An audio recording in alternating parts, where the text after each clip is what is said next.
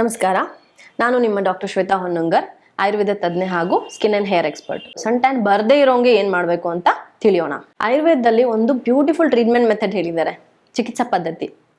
ನಿಧಾನ ಪರಿವರ್ಜನಮೇವ ಚಿಕಿತ್ಸಾ. ಇಲ್ಲಿ ನಿಧಾನ ಅಂದ್ರೆ ಕಾರಣ, ಕಾಯಿಲೆಗೆ ಏನು ಕಾರಣದಿಂದ ಬಂತು ಅಂತ. ಪರಿವರ್ಜನ ಅಂದ್ರೆ ಅದನ್ನ ತೆಗೆದುಹಾಕೋದು ಅಥವಾ ಅದರಿಂದ ದೂರ ಇಡೋದು. ಯಾವುದೇ ಒಂದು ಕಾಯಿಲೆಗೆ ಒಂದು ಕಾರಣ ಅಂತೂ ಇದ್ದೇ ಇರುತ್ತೆ. ಅದನ್ನ ತಡೆಗಟ್ಟು ಫಸ್ಟ್ನೇ ಚಿಕಿತ್ಸಾ ಪದ್ಧತಿ ಅಥವಾ ಟ್ರೀಟ್ಮೆಂಟ್ ಮೆಥಡ್ ಅಂದ್ರೆ keep away from that. So ಎಷ್ಟು ಚೆನ್ನಾಗಿ ಹೇಳಿದಾರಲ್ವಾ, ನಿಧಾನ ಪರಿವರ್ಜನಮೇವ ಚಿಕಿತ್ಸಾ ಅಂತ. ಸೊ ಸನ್ ಟ್ಯಾನ್ ಬರೋಕ್ಕಿಂತ ಮುಂಚೆನೆ ನಾವೇನ್ ಮಾಡ್ಕೋಬೇಕು ಅಂತಂದ್ರೆ, ಸೊ ಇಟ್ಸ್ ಪ್ರಿವೆಂಟಿವ್ ಮೆಥಡ್ ಅಂದಂಗಲ್ವಾ. ನಾವು ಸನ್ ಟ್ಯಾನ್ ಬಂದ್ಮೇಲೆ ಒದ್ದಾಡೋಕ್ಕಿಂತ ಮುಂಚೆ ಏನ್ ಮಾಡ್ಬೇಕು ಅಂತ ತಿಳ್ಕೊಳ್ಳೋದು ತುಂಬಾ ಉತ್ತಮ. Prevention is better than cure ಅಂತ ಈಗ ಹೇಳ್ತೀವಿ, ನಮ್ಮ ಆಯುರ್ವೇದದಲ್ಲಿ ಸುಮಾರು ದಿನದ ಮುಂಚೆನೆ ಹೇಳಿದ್ದಾರೆ. ಓಕೆ, ಫಸ್ಟ್ ಅಂಡ್ ಫಾರ್ಮೋಸ್ಟ್ ನಾನು ಕೆಲವೊಂದು ವಿಡಿಯೋದಲ್ಲಿ ಹೇಳ್ತಾನೆ ಬಂದಿದ್ದೀನಿ, apply sunscreen, apply sunscreen, apply sunscreen. Sunscreen ಅನ್ನೋದು ಕಾನ್ಸೆಪ್ಟು ಮುಂಚೆ ನಾವು ಚಿಕ್ಕವರಿರುವಾಗ ಎಲ್ಲ ಅಷ್ಟೊಂದು ನಾಲೆಜ್ ಇರಲಿಲ್ಲ. ಬಟ್ ಈಗಿನ ಬಿಸಿಲಿಗೂ ಆಗಿನ ಬಿಸಿಲಿಗೂ ತುಂಬ ವ್ಯತ್ಯಾಸ ಇದೆ. ಈಗಿನ ಡ್ಯಾಮೇಜ್ ಆಗ್ತಾ ಇರೋದಕ್ಕೂ ಸ್ಕಿನ್ ಕಾಯಿಲೆಗಳಿಗೂ ತುಂಬ ಲಿಂಕ್ ಇದೆ. ಅದಕ್ಕೆ ಸನ್ಸ್ಕ್ರೀನ್ ಉಪಯೋಗಿಸೋದು ತುಂಬ ಅತ್ಯವಶ್ಯಕ. ಮಿನಿಮಮ್ SPF ಅಂದರೆ ಸನ್ ಪ್ರೊಟೆಕ್ಟಿವ್ ಫ್ಯಾಕ್ಟರ್ನ 30 ಅಥವಾ 30+ ಯೂಸ್ ಮಾಡಲೇಬೇಕು. 15-20 ನಿಮಿಷ ಮುಂಚೆ ಹೊರಗೆ ಹೋಗೋಕ್ಕಿಂತ ಮುಂಚೆ ಮಾಡಿದ್ರೆ ಒಳ್ಳೆಯದು. Protective measure ಸರಿಯಾಗುತ್ತೆ.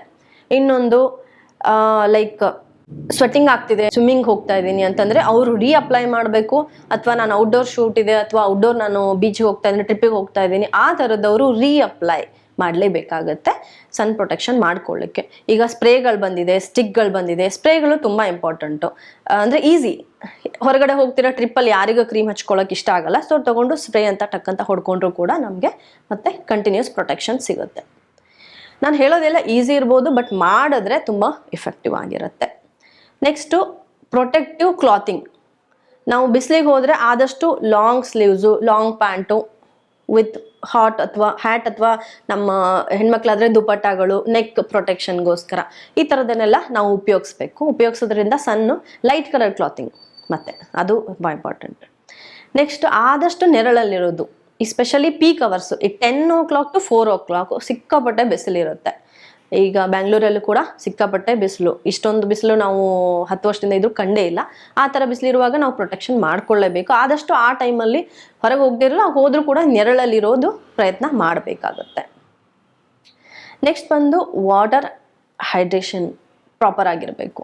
ನಾವು ನೀರು ಕುಡಿತಾನೆ ಇರಬೇಕು, ಜ್ಯೂಸ್ ಕುಡಿತಾ ಇರ್ಬೋದು, ಹಣ್ಣು ತಿಂತಾ ಇರ್ಬೋದು, ಎನಿ ಕೈಂಡ್ ಆಫ್ ವಾಟರ್ ನಮ್ಮ ಬಾಡಿಯಲ್ಲಿ ಹೋಗ್ತಾ ಇರಬೇಕು. ಅದರಿಂದ ಏನಾಗುತ್ತೆ, ಈ ಸನ್ ಡ್ಯಾಮೇಜಿಂದ ಏನು ಸೆಲ್ಸ್ ಡ್ಯಾಮೇಜ್ ಆಗುತ್ತಲ್ಲ ಅದನ್ನ ಸ್ವಲ್ಪ ಮಟ್ಟಿಗೆ ಆದರೂ ಕಡಿಮೆ ಮಾಡುತ್ತೆ.